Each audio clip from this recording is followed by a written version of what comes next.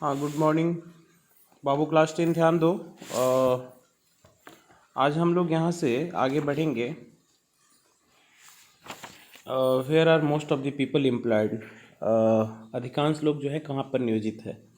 तो जैसा कि तुमने यहाँ पर ग्राफ 2 में देखा है कि कैसे ये share of sectors in GDP है, जो जीडीपी में हिस्सेदारी किसकी ज़्यादा है। और यहाँ ग्राफ 3 जो ऑलरेडी दिखा रहा है कि share of sectors in employed in percentage, कहाँ पर कितने नियोजित हैं। तो ये डाटा देख सकते हो, 1972 और 73 का डाटा है, जिसमें ये ब्लू जो लाइंस है तुम्हारा, ये प्राइमरी सेक्टर्स का है, और रेड कलर का जो है तुम्हारा सेकेंडरी है, और ग्रीन जो है तुम्हारा टर्शियरी है। तो इसमें ऑलरेडी ये दिए हुए हैं डाटाज में कि 75% लोग जो थे 1972 और 73 में, है ना, प्राइमरी सेक्टर्स पर डिपेंडेंट थे, यानी कि वहाँ जॉब उनको नहीं मिलता था। और 11% लोग सेकेंडरी सेक्टर्स में थे, और 15% लोग टर्शियरी सेक्टर्स में थे, यानी कि तृतीयक क्षेत्र में थे। तो देखो, देश की आज़ादी के बाद 1950 के बाद देखोगे तुम लोग, तो ये 71-72 का डाटा है, 72-73 का डाटा है। तो उसमें ऐसा था ना कि जो प्रारंभिक काल था, मतलब जो जब देश आज़ाद हमारा हुआ, उस समय देश की इकोनॉमिकल स्थिति बहुत अच्छी नहीं थी, आर्थिक स्थिति, चूँकि ऑलरेडी कहो कि 1000 सालों तक लगातार जो एक्सप्लॉयटेशन होते रहा, 1800-1900 तक, 800 से लेकर के 1800 तक तो तुम्हारा मुसलमान लोग ही थे। 1600 में पार्शियली आया था, 1757 के बाद में प्लासी की लड़ाई और बक्सर वगैरह के बाद में अंग्रेज़ भी कहीं ना कहीं भारत पर कब्जा कर लिए थे। कहीं ना कहीं नहीं, बल्कि अच्छे से कब्जा कर लिए थे। 350 साल तक हम लोग तो इसके गुलाम रहे। तो जो मुग़ल वगैरह आए वो तो खैर यहाँ के स्टेबल हो चुके थे, तो लूट खसोट मचाए भी, तो जो लास्ट का 400-500 साल था वो देश का लूट खसोट देश के ही अंदर ही कम ज़्यादा करके रहा। थोड़ा बहुत उसका मतलब इम्पोर्ट अन्य देशों की तरफ में हुआ। लेकिन ये जो यूरोपियन कंट्री का कंसेप्ट था बिजनेस करने का, ये ज़्यादा से ज़्यादा रॉ मटेरियल्स और सस्ते मज़दूरों को भारत से अपने यहाँ ले जाते थे, और वहाँ के तैयार मालों को ना यहाँ पर ला कर के बेचते थे। ये एक बहुत बड़ी सच्चाई थी ब्रिटिश ईस्ट इंडिया कंपनी का, और वो यहाँ के मैक्सिमम सोर्सेज का मतलब एक्सप्लॉयटेशन किए उन्होंने। तो जो सोने की चिड़िया देश के अंदर में थी, वो कहीं ना कहीं कभी मध्य एशिया के लोगों ने, कभी यूरोपियन कंट्री के लोगों ने, है ना, इस पर हमला किया और यहाँ से उठा करके ले गए। तो देश की आर्थिक हालत ही न केवल ख़राब थी, बल्कि ब्रिटिशों की कोई पॉलिसी भी इस तरीके की नहीं थी जो देश के मतलब जनमानस के लिए मतलब डेवलपमेंट से जुड़ा हुआ विषय हो। वो तो एनी हाउ अपने आप को स्टेबल करना चाहते थे, वो एनी हाउ मतलब ये देश का एक्सप्लॉयटेशन करना चाहते थे। तो देश में जो जहाँ तक देखा जाए इंफ्रास्ट्रक्चर वगैरह या जो भी डेवलपमेंट या अतिरिक्त रोजगार सृजन वगैरह की कोई बहुत वैकल्पिक व्यवस्था हमारी नहीं थी। तो वो कहीं न कहीं वो एक मजबूरी थी लोगों का कि जिसके पास में ज़मीन था, थोड़ा बहुत टुकड़ा, उस पर खेती किसानी करना, यानी कि सबसिस्टेंस एग्रीकल्चरल वर्क जो हमारे कल्टीवेशनल वर्क हुआ करते थे, वही उनके जीवन यापन का मुख्य हिस्सा था। तो ये 74% के आसपास में जो दिखा रहा है कि एम्प्लॉयमेंट की जो बात इसमें दे रहा है प्राइमरी सेक्टर्स में, तो ये कहीं ना कहीं उसमें देखोगे मेरे हिसाब से मोर देन 40%, यानी कि 50% लोग लाचारी और बेबसी में कहीं ना कहीं वो खेतों में काम कर रहे थे। उनको ऐसा नहीं था कि अब 2 एकड़ ज़मीन में 10 लोग बैठ करके काम करेंगे, मिल करके काम करेंगे तो उपज बहुत ज़्यादा, प्रोडक्टिविटी वही रहेगी जो 4 लोग करेंगे, 3 लोग करेंगे, 2 लोग करेंगे। 2 एकड़ ज़मीन पर सालों भर खेती करने के लिए 2 से 3 आदमी काफ़ी है, लेकिन उसके घर में 7 लोग एक्स्ट्रा हैं और उनके पास में कोई रोज़गार का अवसर नहीं उपलब्ध है, उनके पास में कोई ऑप्शन नहीं दिखाई दे रहा है, तो क्या करेंगे? वो स्वाभाविक है, तो खेतों में ही लगे रहेंगे। तो ये जो 74% डिपेंडेंसी जो दिखा रहा है या एम्प्लॉयमेंट टेकआउट दिखा रहा है, ये कहीं ना कहीं इसमें वही अल्प बेरोजगारी या छुपी हुई बेरोजगारी जिसको हम लोग कहते हैं, हिडन अनएम्प्लॉयमेंट वाली कंडीशन है। नेक्स्ट आगे रहा जो इसमें सेकेंडरी सेक्टर्स का, तो सेकेंडरी सेक्टर्स में तुम लोग देखोगे कि सेकेंडरी सेक्टर्स में अब तो इंडस्ट्रियलाइज भी नहीं न था, चूँकि जो उनका व्यवस्था थोड़ा बहुत दिखाई देता भी था, मुंबई और चेन्नई, कोलकाता, तिरुचिरापल्ली, चेन्नई, ये सब जो शहरों में, या तुम्हारा ये कालीकट वगैरह में, तो ये तो केवल अपने डेवलपमेंट के लिए था। लेकिन देश की आबादी को ध्यान में रख करके, या कोई ऐसे बड़े प्रोडक्शन यूनिट यहाँ पर तो थे नहीं। तो जब प्रोडक्शन यूनिट रहेंगे ही नहीं तो एम्प्लॉयमेंट आएगी कहाँ से, है ना। तो ये उस समय सबसे बड़ा कारणों में से एक था, जहाँ पर एम्प्लॉयमेंट हमारा सेकेंडरी सेक्टर्स में भी निग्लिजिबल था, 11%। 15% तो जो सर्विस सेक्टर्स जो रेस्पेक्टिव देन सेकेंडरी सेक्टर से इसमें दिखा रहा है, तो वो कहीं ना कहीं उनकी लाचारी थी, ब्रिटिश ईस्ट इंडिया कंपनी की लाचारी थी। वो शुरू से कहीं ना कहीं देश के लोगों को सर्विस प्रोवाइडिंग में अपना हेल्प चाहते थे। सेवा प्रदाता कंपनियां जो होती हैं हमारी, ट्रांसपोर्टेशन का हो, कम्युनिकेशन का हो, मार्केटिंग करना हो, इवन ये जो कंपनियों में जो काम करने वाले वर्कर्स वगैरह हमारे होते हैं, ह्यूमन रिसोर्स की रिक्वायरमेंट बड़े स्तर पर थी। तो ये बेस थोड़ा बहुत पहले से बना हुआ था। तो ये देश की आज़ादी के 20-25 सालों के बाद में थोड़ा सा इसमें बुस्टअप दिखाई देता है। उसके रिस्पेक्ट अगर कंपेरिजन करें हम, अगर 11-12 का, ये तुम्हारी 12वीं पंचवर्षीय योजना का 5 ईयर प्लान के थ्रू ही ये डाटा इसका आया हुआ है। तो इसमें दे रहा है कि 49% जो एम्प्लॉयमेंट है वो हमारा प्राइमरी सेक्टर से है। तो देखो, ऐसा भी नहीं है, देश की आज़ादी के बाद से बहुत सारे ऐसे मतलब टेक्नोलॉजिकल जो हमारे डेवलपमेंट हुई है, इंस्टीट्यूशनली बहुत सारे चीज़ों को प्लान किया गया है। और ये जो हमारा अभी वर्तमान में जो कृषि बिल आया है, इसके पहले भी जो एफर्ट हमारे सरकार की तरफ से किए गए थे, वो कहीं ना कहीं एग्रीकल्चर को भी ना कमर्शलाइज करने की बात उसमें कही गई है। यानी कि कृषि को भी ना व्यावसायिक दृष्टिकोण से देखा जाए, और इसका व्यावसायिक मतलब उत्पादन स्तर पर हो, तो हम ज़्यादा प्रोडक्टिविटी भी गेन कर सकते हैं, और ज़्यादा से ज़्यादा लोगों को हम लोग एम्प्लॉयमेंट भी दे सकते हैं। इसके लिए बहुत सारे कार्यक्रम हैं। जब हम लोग एग्रीकल्चर चैप्टर पढ़ रहे थे तो वहाँ पर तुम लोग ने देखा होगा किसान मेला का आयोजन करना, सब्सिडी रिलीज़ करना, ये किसान कॉल सेंटर का तुम लोग देखोगे, है ना, उसमें देता भी है टैगलाइन उसका, डीडी किसान, भारत किसान। इसके बाद में किसान कॉल सेंटर की व्यवस्था करना। ये जो अभी वर्तमान में तुम्हारा जो कृषि बिल आया है, इसमें कुछ ऐसे हमारे साइंटिस्ट जो एग्रीकल्चरल एक्सपर्ट होते हैं, उनकी भी अपॉइंटमेंट करने की जो बात इसमें हुई है पंचायत स्तर पर। तो ये बिहार में 2008-9 से ही तुम्हारे कृषि सलाहकार और कृषि वैज्ञानिकों की नियुक्ति पंचायत स्तर पर हुई है, जहाँ थोड़े बहुत लैंड सर्वे का काम करना, वहाँ के क्लाइमेटिक कंडीशंस को देख करके वहाँ किसानों को उचित परामर्श देना, या इवन 24 आवर्स हमारा किसान कॉल सेंटर जो चल रहा है, या जो मिनिमम सपोर्टिंग प्राइस, इसको लेकर के पूरे देश में हाई तबाह मची हुई है कि न्यूनतम समर्थन मूल्य हमारा क्या हो सकता था। पिछले ही दिनों अगर न्यूज़ पढ़ते हो, तुम लोग न्यूज़ पढ़ना चाहिए। मैं तो बार बार कहता हूँ कि अगर सोशल स्टडीज़ में अच्छी नॉलेज रखनी है तो आपको न्यूज़पेपर पढ़नी चाहिए। उसमें मैंने देखा था, विज्ञापन निकाला है, इसमें विज्ञापन में मिनिमम सपोर्टिंग प्राइस में दे रहा है, चाहे उत्तर प्रदेश की सरकार हो या बिहार, जहाँ पर धान का उत्पादन मैक्सिमम होता है हमारा। आई थिंक उसमें 1825 रुपये पर क्विंटल का रेट दिए हुए हैं, और उस पर कुछ सरकार बोनस भी देती है, अतिरिक्त राशि भी देती है प्रोत्साहित करने के लिए किसानों को। इसके अलावा कमर्शियल फार्मिंग में कुछ कैश क्रॉप्स, हॉर्टिकल्चर, ऐसे जो जगह हैं जहाँ पर रोज़गार सृजन के चांसेस बहुत ज़्यादा हमारा है। या उसमें इनऑर्गेनिक फर्टिलाइजर्स के बेस पर, अगर उसमें अलग अलग यूनिवर्सिटीज़ जो हमारी होती है, कुछ एक्सपर्ट उसमें जाकर के लोगों को सलाह देते हैं, जहाँ पर नई तकनीक से खेती की जाती है। इसमें एक धान के उत्पादन को लेकर के आया था श्री विधि की खेती।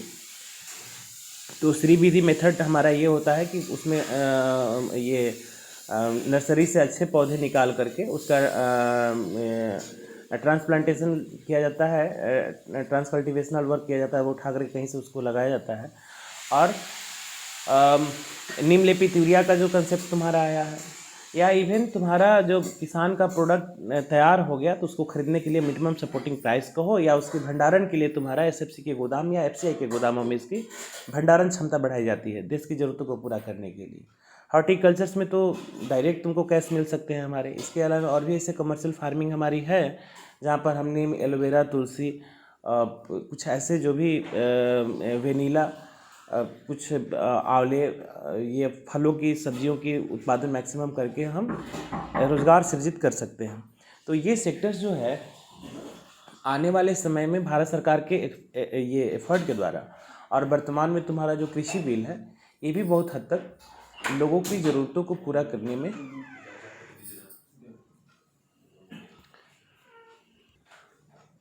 है ना, लोगों की ज़रूरतों को फुलफ़िल करने का काम करता है। लेकिन इसके बावजूद जो डाटा ये 49% तुमको शो कर रहा है, ये कहीं ना कहीं अभी भी इसमें जो हिडन अनएम्प्लॉयमेंट वाली कंडीशंस, छुपी हुई बेरोजगारी या अल्प बेरोजगारी, 12 महीने काम न मिल पाना किसानों की एक बहुत बड़ी समस्या है। गाँव ग्रामीण क्षेत्रों में तुमको देखने को मिलेगा। इस पर हम लोग चर्चा आगे नेक्स्ट में करेंगे। इसके बाद में नेक्स्ट तुम्हारा एम्प्लॉयमेंट का संदर्भ दिखा रहा है द्वितीय क्षेत्रों में तुम्हारा 24% का। ये कहीं ना कहीं और बढ़ा ही होगा। ये डाटा 11-12 का है, ये थोड़ा बढ़ा होगा क्योंकि सरकार इंडस्ट्रियल ग्रोथ को डेवलप करने के लिए बहुत हद तक प्रयास कर रही है, इंडस्ट्रियल ग्रोथ को बढ़ावा देने के लिए। और हमारे देश में बहुत सारे बड़ी कंपनियां हमारी हैं, जिसमें अंबानी हो गए, अडानी हो गए, या फूड कल्चर में भी FMCG सेक्टर्स में भी बहुत सारी प्रोसेसिंग यूनिट वगैरह बैठाई जा रही है। और कुछ स्पेशल स्टेट कैटेगरीज वगैरह के माध्यम से या टैक्स बेनिफिट दे करके उद्योगपतियों को और औद्योगिक समूहों को बढ़ावा देने का काम हमारा किया जा रहा है। चाहे वो हेल्थ का सेक्टर्स हो, फूड मार्ट का सेक्टर्स हो, या तुम्हारे ऑटोमोबाइल सेक्टर्स एंड और कोई अन्य जो क्षेत्र हमारे होते हैं, है ना, वहाँ पर इसकी प्रमोशन हमारी सरकार के द्वारा बड़े स्तर पर हो रही है। और मेरा खुद का भी मानना है कि देश की जो रैपिड डेवलपमेंट अगर सिक्योर करनी है तो हमें कहीं ना कहीं औद्योगिक इकाइयों को आगे बढ़ाने के लिए प्रयास किया जाना चाहिए। और तुम इसको थोड़ा सा अगर मेच्योर्ड माइंड से सोचोगे तो तुम्हें लगेगा कि आज के जो अति आधुनिक युग में जहाँ हम लोग अर्ली मॉर्निंग बेड छोड़ते हैं, वहाँ से सारी चीज़ें हमारी जो प्रारंभ होती है रात के सोते समय तक, हमेशा सुविधित लाइफ जीना पसंद लोग कर रहे हैं। तो वहाँ पर अगर इंडस्ट्रियल फॉर्म में चीज़ें मैन्युफैक्चर होकर के बाहर निकल कर आएगी, तब ना हमारा जीवन सुविधित और आसान हो जाएगा। और आज के वर्तमान दौर में तुम कितने भी प्राकृतिक चीज़ों की दुहाई दे दो, विदाउट आर्टिफिशियलिटी तुम्हारा काम चलने वाला हमारा नहीं है। और प्रोसेसिंग यूनिट जो हमारी होती है, मैन्युफैक्चरिंग यूनिट हमारी होती है, चीज़ों को प्रोसेस करती है, मैनमेड कल्चर हमारा होता है, वहाँ से हम चीज़ों को ना आसान कर लेते हैं। तो ये व्यवस्थाएं हमारी होती है। तो ये मैक्सिमम एम्प्लॉयमेंट जनरेट हमारा कर रहा है, 24% है। आई थिंक इससे ज़्यादा भी हो सकता है, ये चूँकि 10 सालों का डाटाज है, अंतर है, तो 2 से 3% तुम ऐड कर सकते हो, नियर अबाउट 30%। और इससे तुम्हारा क्वेश्चन आता भी है क्लास में बाबू, ठीक है, बोर्ड के एग्जामिनेशंस में आता है। ये पूछता है कि सबसे ज़्यादा लोग कहाँ नियोजित हैं और कहाँ रोजगार से नियोजित हमारे होते हैं। नेक्स्ट टर्शियरी सेक्टर्स का तुम्हारा जो कंट्रीब्यूशन तुम्हारा है 27% के आसपास में है। और ये 27%, ये भी 30+ मान के चलो, 2-3% ये एग्रीकल्चर में थोड़ा कम करना होगा, और इसमें थोड़ा सा 2 से 3%, या इवन तुम 2011-12 का भी डाटा डालोगे तो चलेगा, लेकिन फिगर स्पष्ट होना चाहिए कुछ इस तरीके से। तो स्वाभाविक है कि अगर एग्रीकल्चर वर्क हमारे बड़े स्तर पर होंगे, वहाँ पर अतिरिक्त हमारे मानव श्रम की रिक्वायरमेंट हमारी होगी, मैन्युफैक्चरिंग सेक्टर्स हमारा डेवलप होगा, तो वहाँ पर हमें सर्विस प्रोवाइड करने के लिए ना ह्यूमन रिसोर्स की रिक्वायरमेंट होगी। और ये आंकड़ा 15 से अगर 27% तक के बढ़ा है, तो ये कहीं ना कहीं तुम्हारा सही डाटा है, और ये देश की समृद्धि के लिए बहुत बड़ा फैक्टर्स है। तो देखो, इसमें थोड़ा सा कंपेरिजन इसमें ये भी करना होगा कि 71-72 और 11-12 के डाटा के बेस पर अगर हम देखें तो देखोगे कि ये GDP का कंट्रीब्यूशन, ऊपर में डाटा तुम्हारा फिगर 2 दिए हुए है कि 49% लोगों को रोज़गार मिला हुआ है, लेकिन देश की पूरी डेवलपमेंट में GDP में मात्र 10% के आसपास में कंट्रीब्यूशन हमारा है एग्रीकल्चर का। ये एक बहुत बड़ा भयावह सच है देश का। इसका मतलब ये हुआ, स्पष्ट हो गया कि कृषि क्षेत्र में कार्य कर रहे लोग या तो स्किलफुल नहीं है, या उनके पास में ज़मीन का सही टुकड़ा नहीं है, या वो इनोवेटिव बेस पर टेक्नोलॉजिकल टूल्स का यूज़ नहीं करके ये उत्पादक मतलब प्रोडक्टिविटी को बढ़ावा दे रहे हैं। यानी कि जो 49% लोग हैं, उस लिहाज से देखा जाए तो हमारे देश की डेवलपमेंट में इनका कंट्रीब्यूशन मैक्सिमम होना चाहिए था, बट ये नहीं है। तो देश के जितने भी अर्थशास्त्री हैं या देश के जो ऐसे बड़े पॉलिटिशियंस वगैरह जो एग्जीक्यूटिव बॉडी का हिस्सा है, चाहे वो मोदी सरकार हो या वर्तमान के हमारे नीतीश सरकार हो या कोई अन्य सरकारें जो होती है, इस पर गहरा मंथन करना होगा, विचार करना होगा। हमें फूड के मामले में पूरे वर्ल्ड में कहीं ना कहीं सेल्फ डिपेंडेंट रहना पड़ेगा। नहीं तो देखो, एक बार 2008-9 का ये है, ग्लोबल रिसेशन के बाद आर्थिक मंदी आई थी 2008-9 में, और 2 या 3 सालों के बाद में ही फूड शॉर्टेज की स्थिति पूरे वर्ल्ड में। तो अब आप अंदाज़ा लगाओ कि भारत जैसा हाईली एक्सप्लोडेड कंट्री, जहाँ पर जनसंख्या का विस्फोट इस कदर है कि वहाँ पर 140 से 50 करोड़, और सबसे बड़ा समस्या ये है कि यहाँ पर कोई फैमिली प्लानिंग नहीं है, परिवार नियोजन। उसका एक बड़ा कारण है गरीबी, अशिक्षा, बेरोजगारी, भुखमरी। यहाँ पर अनप्लान्ड वे में शादियाँ हो जाती हैं, अनप्लान्ड वे में बच्चे चले आते हैं। तो बिना किसी प्लानिंग के अगर इस स्तर से जनसंख्या का अगर विस्फोट होते रहा, अगर भारत अपने ज़रूरतों को पूरा करने के लिए खुद का अगर रोजगार सृजन की बात कहें या फूड के मामले में अगर सिक्योर नहीं होगा, तो आप अंदाज़ा लगाइए केन्या, नाइजीरिया वगैरह देशों का, जहाँ पर छोटी कंट्री, छोटी पॉपुलेशन, फिर भी भूखमरी, गरीबी, अशिक्षा एकदम चरम पर है। उसका ह्यूमन डेवलपमेंट इंडेक्स, मानव विकास सूचकांकों में 191-92 देशों का जो सर्वे हमारा होता है, उसमें सबसे बॉटम में वो सब कंट्री हमारी है। तो देश की चौथी पाँचवीं वर्ल्ड की इकनॉमी है भारत।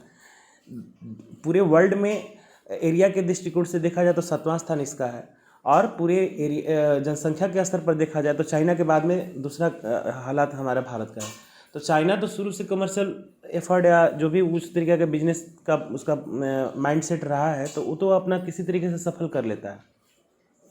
वो लोग है ना, चूहा, केकड़ा, बेंग सब खा लेता है, पता नहीं कैसे खा लेता है। लेकिन हमारे देश की actual lot of population vegetarian है, और हमें वेजिटेशन यानी कि प्लांट किंगडम पर हमें डिपेंडेंसी ज़्यादा, या इवन प्लांट के अलावे हमें अगर कोई अतिरिक्त, जैसे तुम्हारा फ्लैश के बेस पर तुम्हारा फिश हो गया या अन्य दूध उत्पादन वगैरह पर, इस पर विचार करना होगा। आज जो प्राइम मिनिस्टर्स का नारा है इस कोरोना काल के बाद में कि वोकल फॉर लोकल, तो वोकल फॉर लोकल यानी कि अपनी अर्थव्यवस्था को सुदृढ़ बनाने के लिए हमें खुद पर डिपेंडेंट रहना पड़ेगा।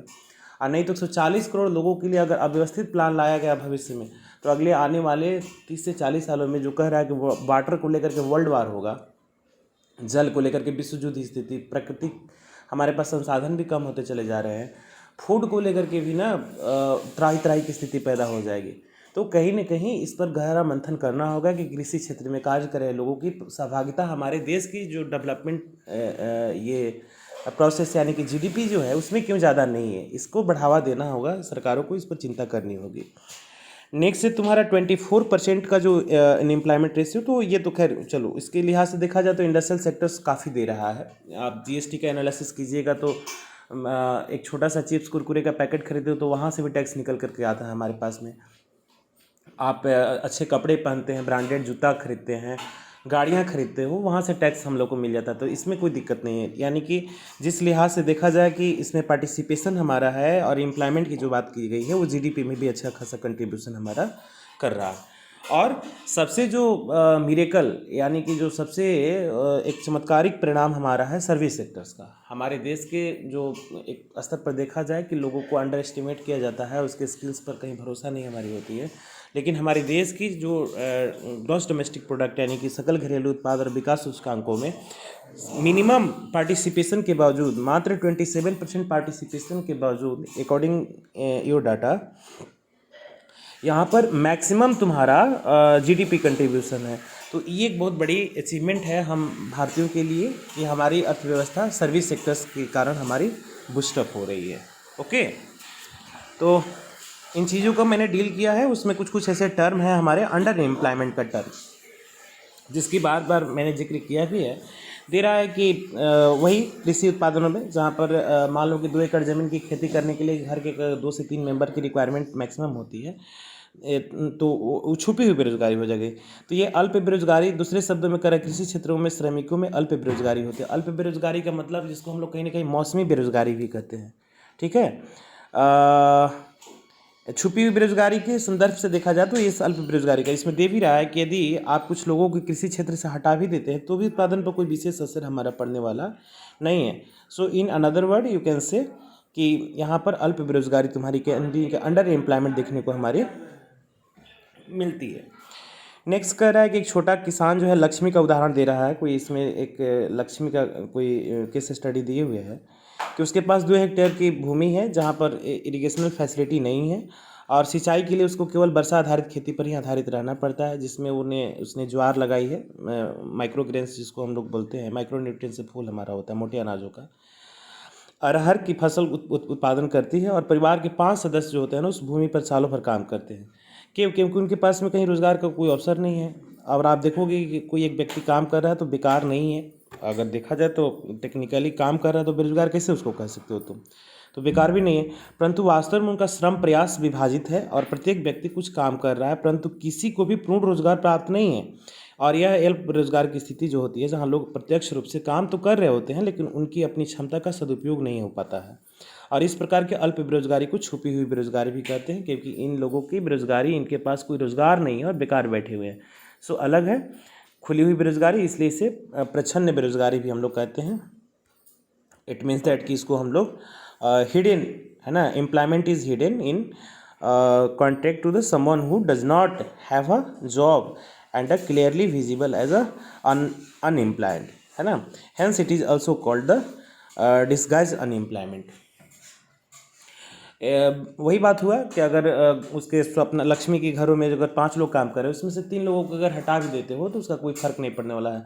वो कहीं ना कहीं 3 लोग अगर ये मनरेगा जिसको हम लोग कहते हैं, राष्ट्रीय रोजगार गारंटी योजना, या कहीं अन्य जाकर ये काम करें ना, तो 300 रुपये डेली वेजेस की मजदूरी उसको मिलती है। 3 लोग अगर घर से बाहर निकल जाएँ तो डेली 1000 रुपया वो लेकर के घर आएंगे।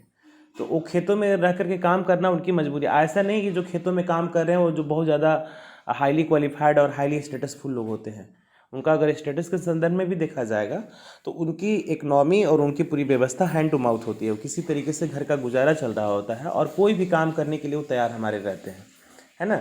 लेकिन आप सोचो कि कोई आदमी उतना भी डाउन टू अर्थ होकर के, ज़मीन से जुड़ करके काम ढूंढ रहा है और उसको काम नहीं मिल रहा है, तो स्वाभाविक है कि उससे हम कहीं ना कहीं डिस्गाइज अनएम्प्लॉयमेंट कहेंगे ही कहेंगे, या उसको हम लोग अंडर एम्प्लॉयमेंट कहेंगे। तो ये सारा टर्म हमारा एक ही है। अगर हम कोई तुमसे पूछता है कि what do understand by the under employment या डिस्गाइज अनएम्प्लॉयमेंट, तो तुमको यही छुपी हुई बेरोजगारी या अल्प बेरोजगारी के बारे में तुम्हें लिखना होगा। नेक्स्ट तुम्हारा कह रहा है कि एक और केस स्टडी का छोटा सा जिक्र कर रहा है कि मान लेते हैं कि एक भूमि स्वामी कोई है सुखीराम। सुखीराम उसका अपनी ज़मीन पर काम करने के लिए लक्ष्मी के परिवार के एक या 2 सदस्यों के भाड़े पर ले जाता। वही बात हुआ जिसकी बात मैं कर रहा था।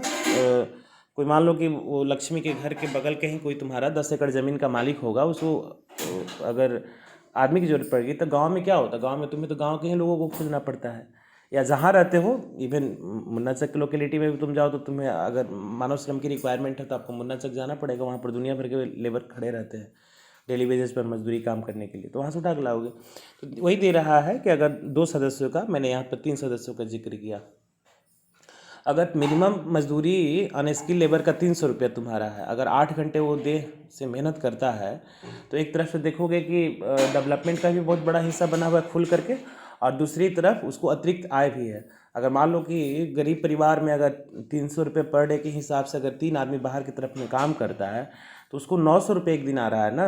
अगर मान लो कि 20 दिन भी उसको रोज़गार मिल गया तो 18,000 रुपये का अतिरिक्त इनकम। तो सोचो कि जहाँ 1 पैसे की इनकम नहीं है वहाँ पर 18,000 रुपये आएगा, तो भी अपने बच्चों को स्कूल भेज सकता है, वो भी अच्छा खाना खा सकता है, वो भी एक अच्छे शेल्टर होम में रह सकता है।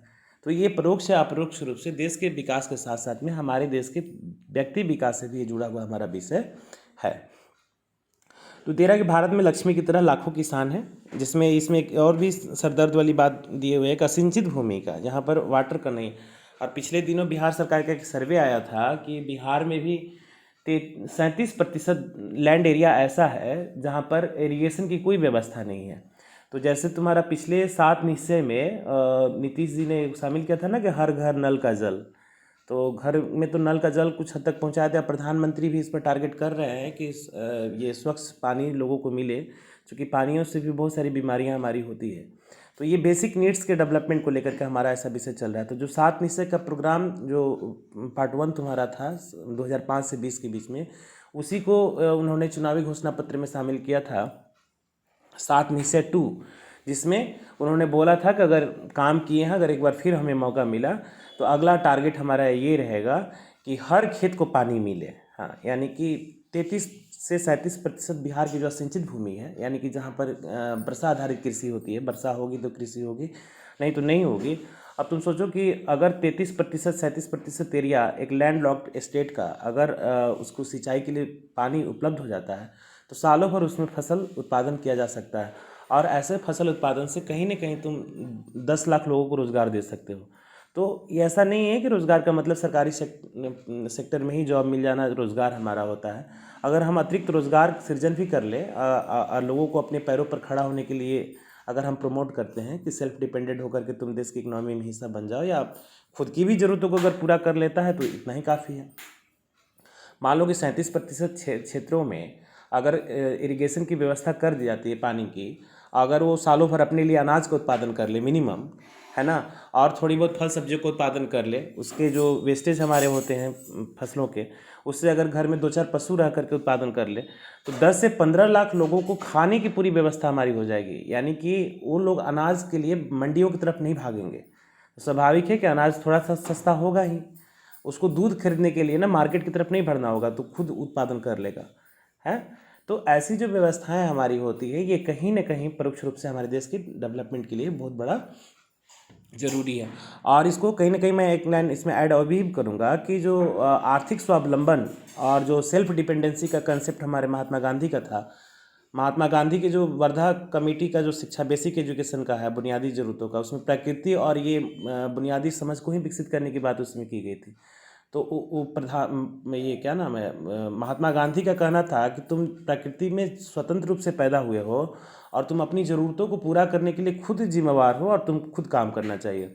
और उन्होंने बच्चों को कुछ ऐसे समाज उपयोगी उत्पादक कार्यों में भाग लेने की सलाह दी थी। SCPW का पढ़ाई पिछले दिनों बंद हो चुका है, सेकेंडरी क्लास में पहले हमारा होता था, लेकिन राष्ट्रीय शिक्षा नीति में फिर से इस बार उसको प्रमोट करने को, और 6 क्लास से तुमको इकोनॉमिक्स पढ़ाने की बात की जा रही, ताकि बच्चों को आर्थिक समझ विकसित हो। और महात्मा गांधी ने बोला था कि बेसिक नीड्स के लिए ना आप किसी के सामने हाथ नहीं फैलाओ, तुम खुद इतना मतलब संबल हो जाओ। और इसीलिए उन्होंने छोटे उद्योगों को बढ़ावा देने की बात की थी, छोटे और कुटीर उद्योगों को बढ़ावा देने की, ताकि ये बहुत ज़्यादा पूंजीवादी व्यवस्था आगे चल के मोनोपोली मार्केट पर ना बनाए, और छोटे छोटे उद्योग धंधों से लोगों को रोज़गार मिलेंगे, विकसित होगा, और अपनी ज़रूरत की सामान भर अगर उत्पादन कर लेता है तो देश के लिए हमारा आर्थिक और सामाजिक बोझ नहीं बनेगा।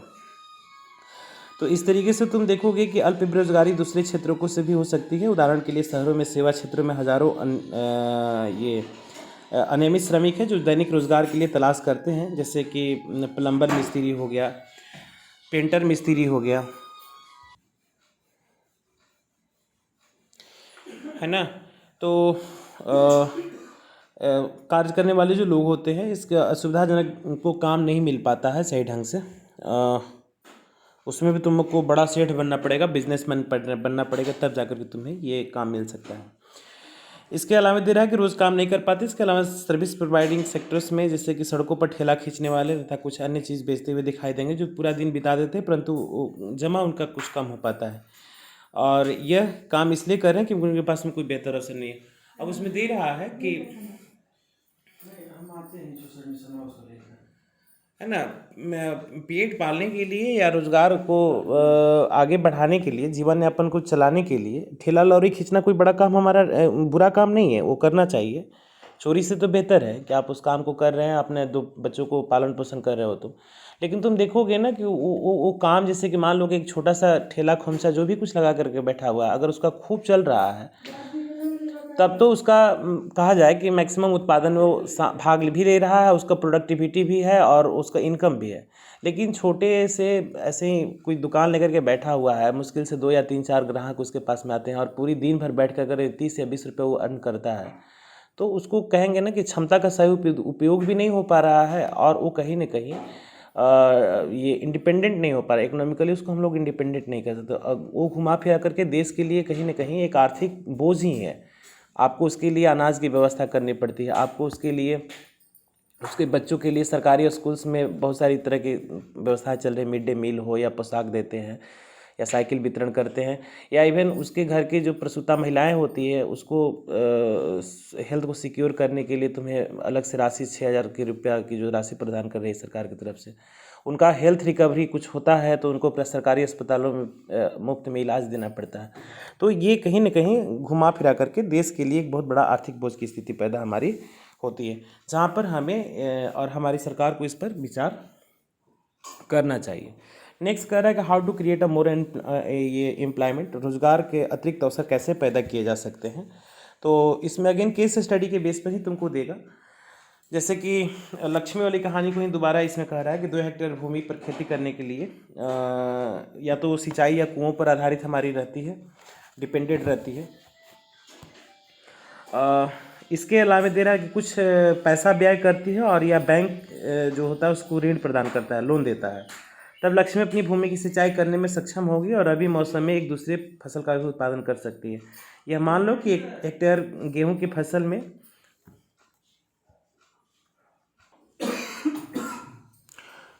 हाँ, तो इसमें देखो जैसे इसमें केस स्टडी, अब स्वाभाविक है कि आर्थिक समझ विकसित करना है ना, तो 9 और 10 के बच्चे को ना आपको डॉक्टर मनमोहन सिंह का भाषण समझ में नहीं आएगा और रघुराम जी राजन का या पनगड़िया का।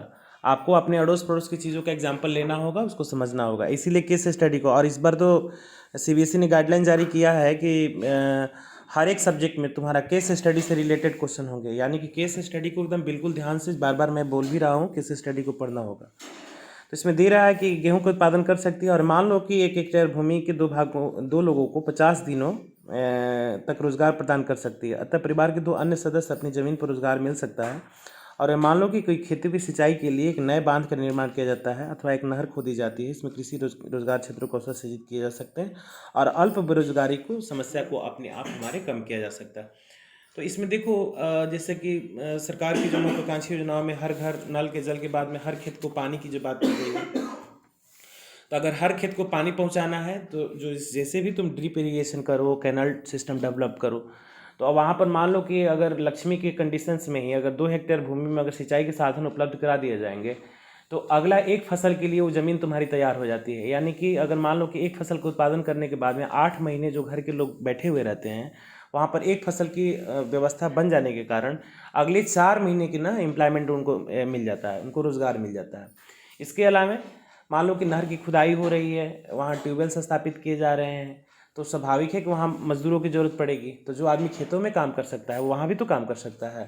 तो मान के चलो कि अगर साल भर में अगर उसको 2 महीने भी अगर वहाँ पर रोज़गार मिल जाता है, तो इस तरीके से 4 महीने अतिरिक्त और 2 महीने 6 महीने का। तो इसका अंदाज़ा लगाओ कि अगर किसी व्यक्ति विशेष के अगर श्रम का अगर हम 6 महीने अतिरिक्त मौका दे देते हैं तो देश के डेवलपमेंट पे इसका क्या असर पड़ सकता है और उस परिवार की आय कितनी सुधर सकती है।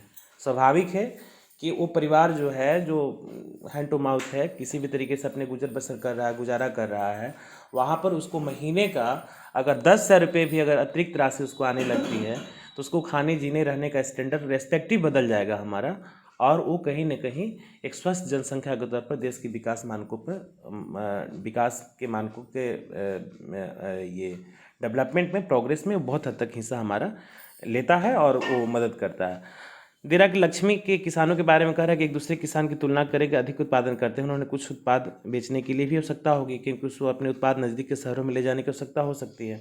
यदि सरकार परिवहन और फसलों के भंडारण पर अथवा बेहतर ग्रामीण सड़कों के निर्माण पर कुछ पैसा निवेश करती है तो छोटे ट्रक सभी जगह पहुंच जाते हैं। इस तरह से लक्ष्मी जैसे अनेक किसान जिन्हें अब पानी की सुविधा उपलब्ध है, फसल उत्पादन और विक्रय कर सकते हैं। और इस कार्य में केवल किसानों को ही उत्पादक रोजगार उपलब्ध नहीं हो सकता है, बल्कि परिवहन और व्यापार संबंधी सेवाओं में लगे लोगों को भी रोजगार हमारा मिल सकता है। तो देखो इसमें जो जिक्र कर रहा है रोजगार सृजन को लेकर,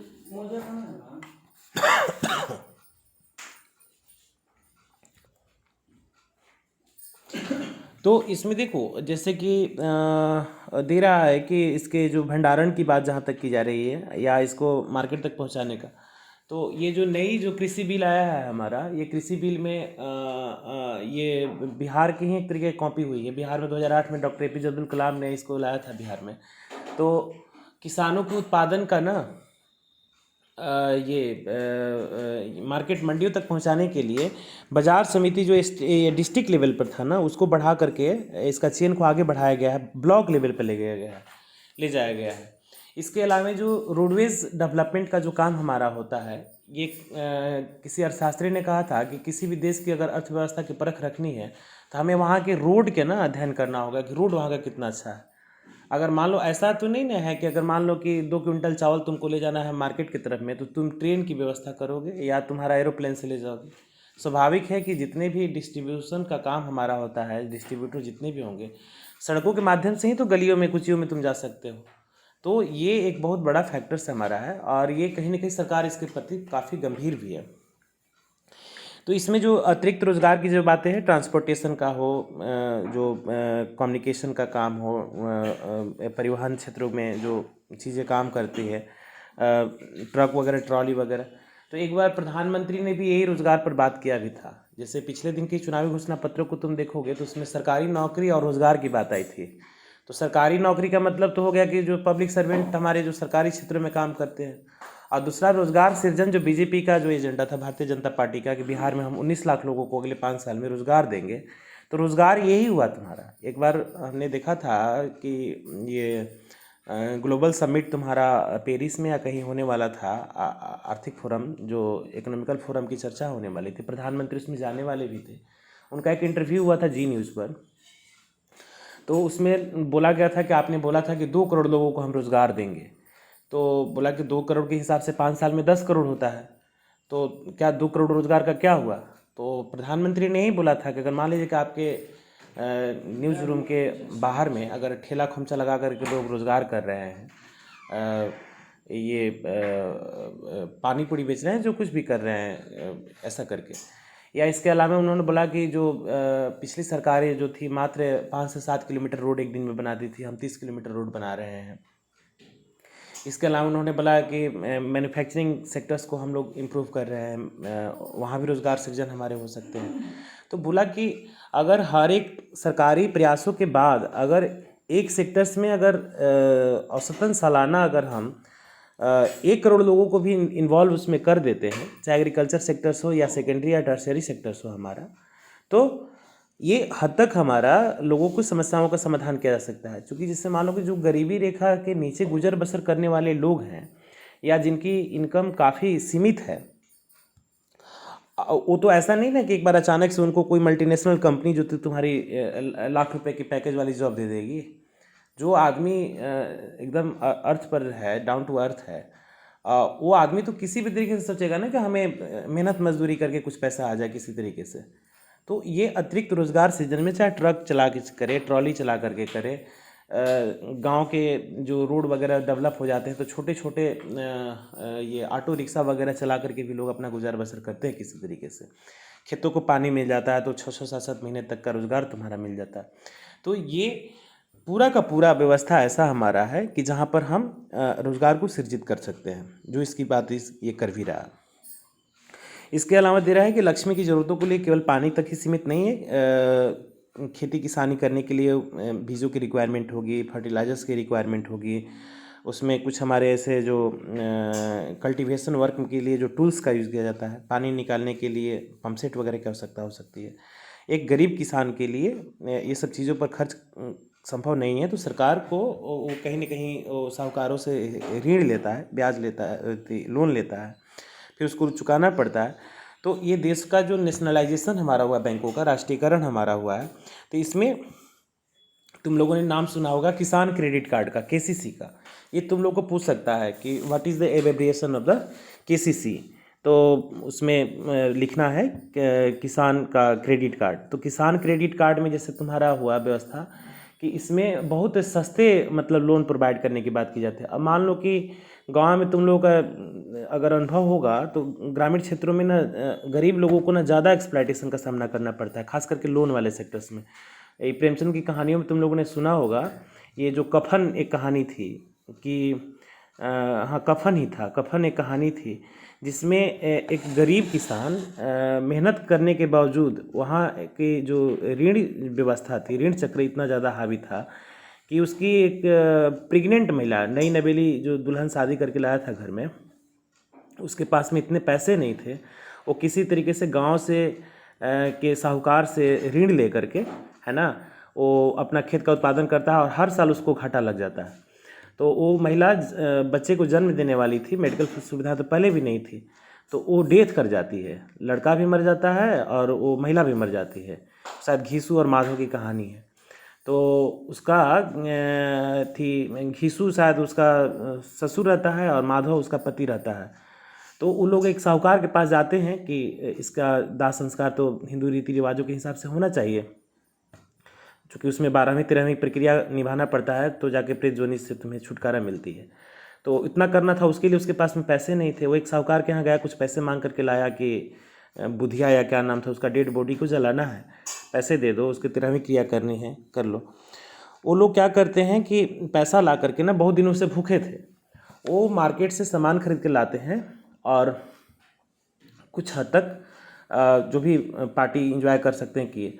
और वो इस बात के लिए दुखी नहीं थे कि बुधिया मर गई, बल्कि इस बात के लिए खुश थे कि मरी तो कम से कम एक दिन के लिए खाना तो दे करके गई। अब सोचो कि देश की ऋण व्यवस्था ऐसी है, ऋण चक्र इतना ज़्यादा हावी है, 5 रुपये पर सैकड़े, 7 रुपये पर सैकड़े, तुम्हारी मजबूरी के ऊपर डिपेंड करता है। मान लो कोई आदमी हॉस्पिटल में भर्ती होने वाला है, तो गांव का साहूकार जो होता है तुमको 5 रुपये सैकड़े के हिसाब से नहीं, 7 रुपये के हिसाब से देगा। अगर एनालिसिस एनुअल के बेस पर तुम करोगे तो 60% के आसपास में होगा। अब सोचो कि अगर 10,000 रुपये किसी ने अगर ऋण लिया है, तो एक साल में उसे 16,000 रुपये पे करना होगा।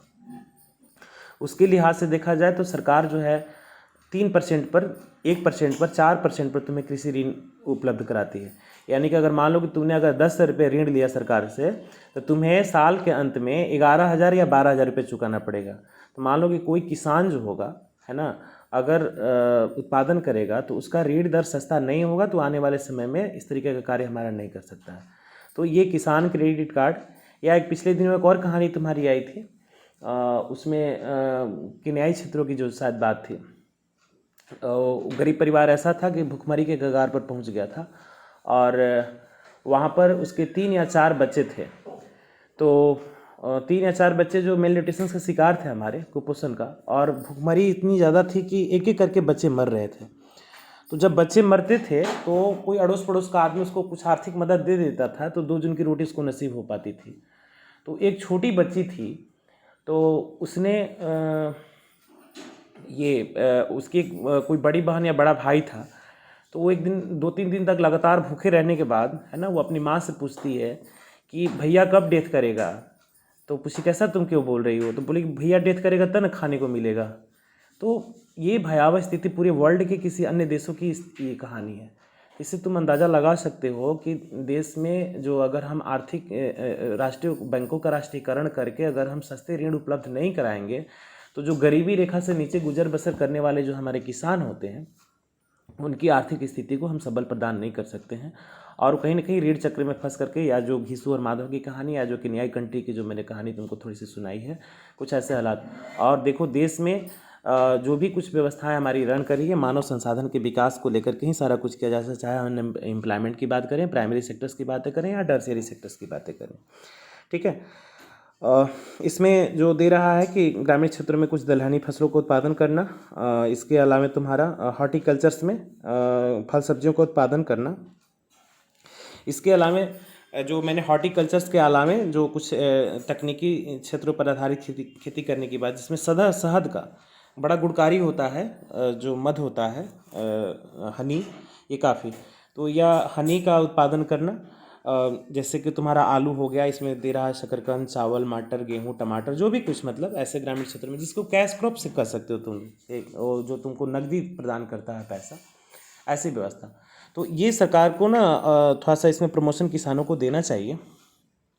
ये भी हमारे देश के पूर्व राष्ट्रपति डॉक्टर APJ अब्दुल कलाम एक बार आए थे, तो उन्होंने यहाँ के 2 मॉडल की चर्चा बहुत ज़बरदस्त किया था उन्होंने, जब कृषि रोड मैप का उद्घाटन किया था बिहार में। तो उसमें एक था तुम्हारा ये भागलपुर का धरहरा, जहाँ पर बेटियों के जन्म लेने पर 5 पेड़ लगाने का प्रावधान है। और कोई वहाँ शायद एक गांव धरहरा में ही शायद ऐसा है कि जब बेटी की विदाई होती है, तो वहाँ की बारातियों को ना गिफ्ट के तौर पर प्लांट दिए जाते हैं, फलदार वृक्ष वगैरह दिए जाते हैं, और उनको बोला जाता है कि आप घर जा कर के ना इसको प्लांटेशन कर दीजिएगा, लगा दीजिएगा। तो देखो, वो एक था मैटर।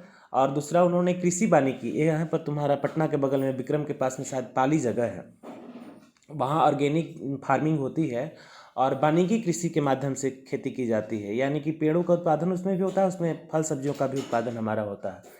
इसके अलावा जो कैश क्रॉप में, जैसे तुम्हारा अभी आज के डेट में देखो ना जी, कोरोना के कारण बॉडी इम्यून सिस्टम को दुरुस्त करने के लिए लोग आयुर्वेदिक प्रोडक्टों पर बढ़ावा दे रहे हैं।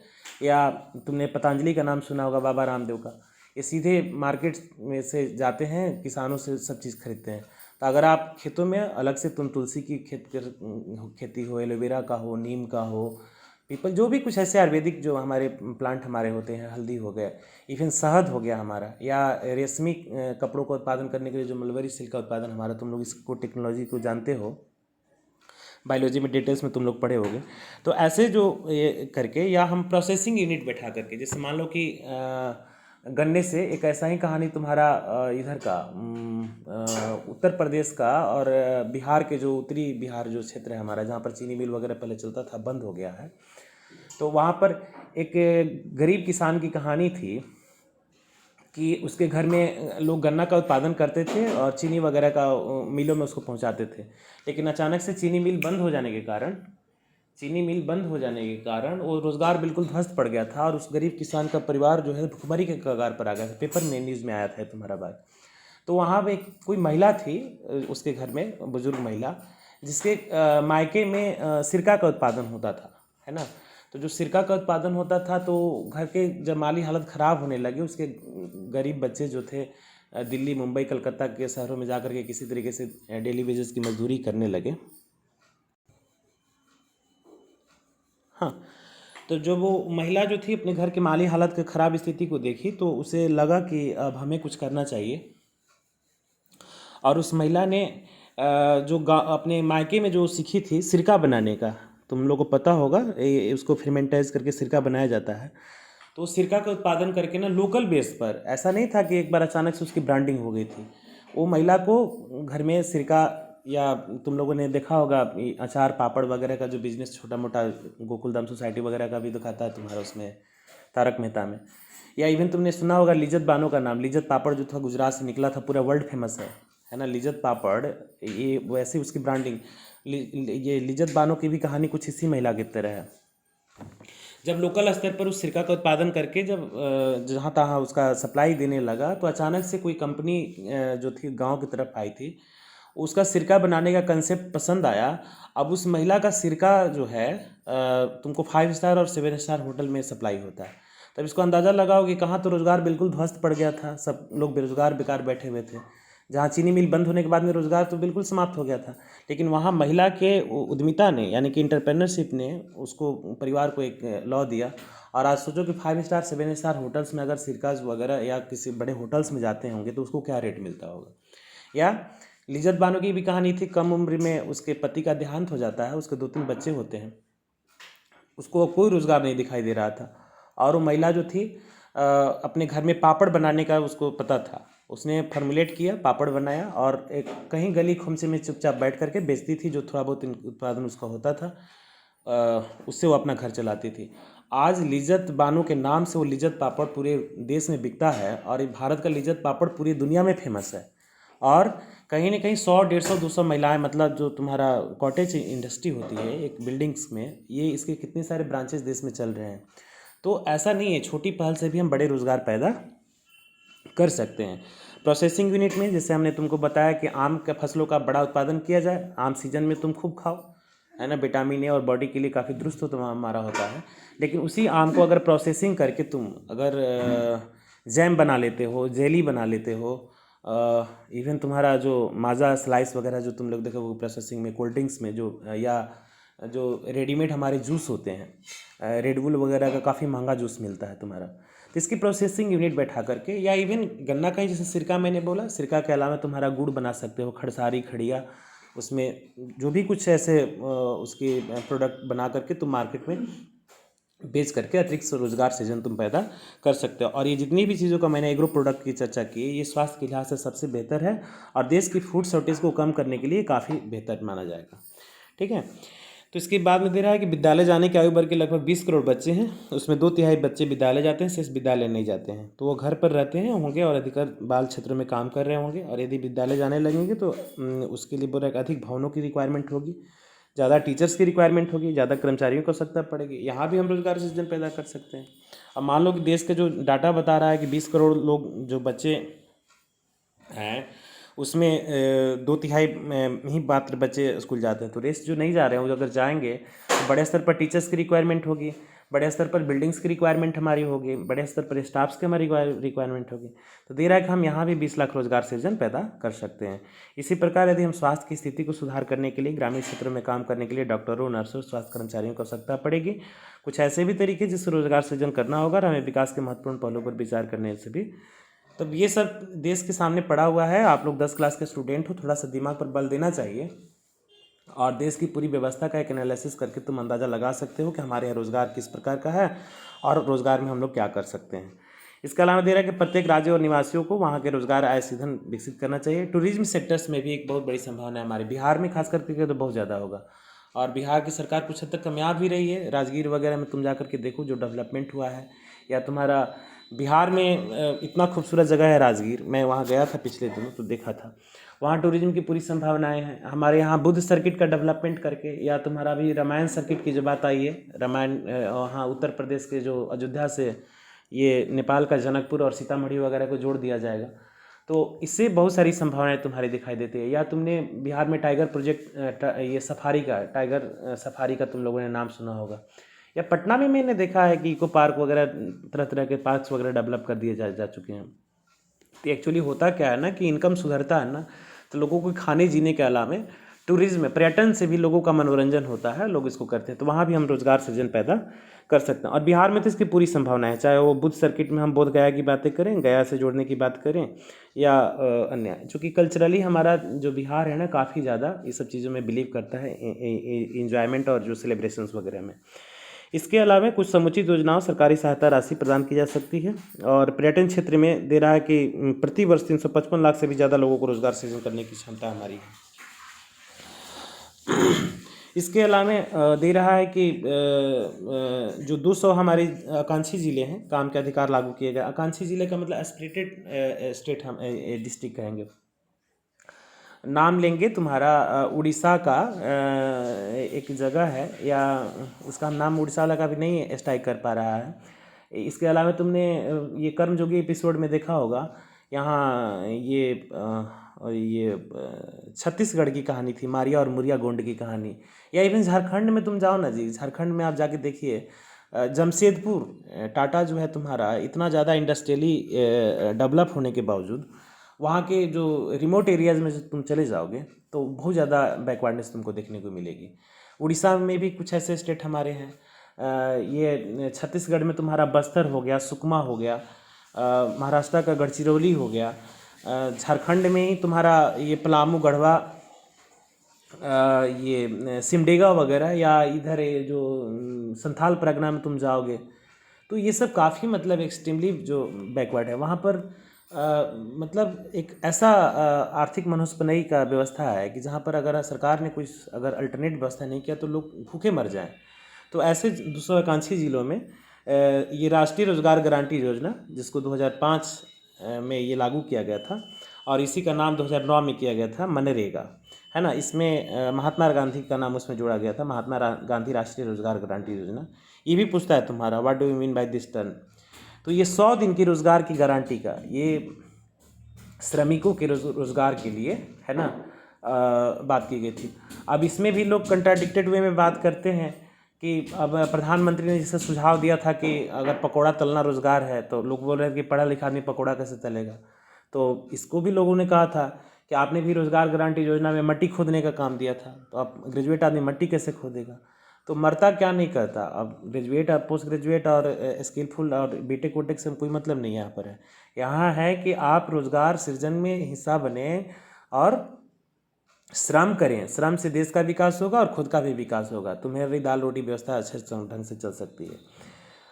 अगर 100 दिन का रोजगार उसको नहीं मिलता है तो उसको बेरोजगारी भत्ता 100 दिन का देने का प्रावधान है। यानी कि उसको 100 दिन का रोजगार या तो मिल जाए, या उसको 100 दिन अगर काम नहीं मिल पाया तो उतने दिनों के लिए बेरोजगारी भत्ता, यानी कि जो डेली वेजेस मजदूरी हमारी होती है उसका 50% उसको मिलना चाहिए। यह लोगों की बेरोजगारी भत्ता देगी और अधिनियम के अंतर्गत इस तरह के कामों की वरीयता दी जाएगी जो भविष्य में भूमि उत्पादन से जुड़ी हुई हमारी होगी। गाँव में तुम देखोगे कि पंचायती स्तर पर जो भी हमारे काम होते हैं, आहर हो गया, नाहर हो गया, पैन हो गया, या इवन छोटे छोटे जो रोड हमारे होते हैं, मुख्यमंत्री ग्रामीण सड़क योजना, प्रधानमंत्री ग्रामीण सड़क योजनाएँ हमारी होती है, या ऐसे कम्युनिटी प्लेसेस जहाँ पर भविष्य के लिहाज से देखा जाए तो हम इंफ्रास्ट्रक्चर का डेवलपमेंट कर सकते हैं, ऐसे जगहों पर रोज़गार सृजन की बात हमारी की जा सकती है। तो देखो, अब इसको डिटेल्स में पढ़ोगे तो ये मिनिमम डिटेल्स मैंने किया तब जाकर ये 54-55 मिनट का वीडियो तुम्हारा बना है। तो इसका अंदाज़ा आप लगाइए, गंभीर थोड़ा बने और मेहनत खूब करिए, ठीक है ना। मेहनत करिएगा तो बोर्ड में अच्छा रिजल्ट आपका आएगा। फॉर्मल एजुकेशन हम लोग का प्रारंभ हो चुका है, ठीक है। और इसमें देखो, एक महिला जो थी ये गुड़ खड़िया बनाने का काम कर रहे हैं। इसके अलावा ये महिला जो है रोड पर पेंट वगैरह लगाने का काम कर रही है। तो ऐसे हम अतिरिक्त रोजगार सृजन की व्यवस्था के माध्यम से देश की आर्थिक स्थिति को भी सुधार सकते हैं, देश के लोगों के भी जीवन स्तर को सुधारने का हमारा कार्य किया जा सकता है। तो इस वीडियो में इतना ही है। आगे है तुम्हारा संगठित और असंगठित क्षेत्र का, वो एक बार होगा, और निजी क्षेत्र को वगैरह की बात हम लोग अलग से करेंगे। तो इसको आप देखें समझे, यदि समस्या आती है तो बात करो। ओके बाबा।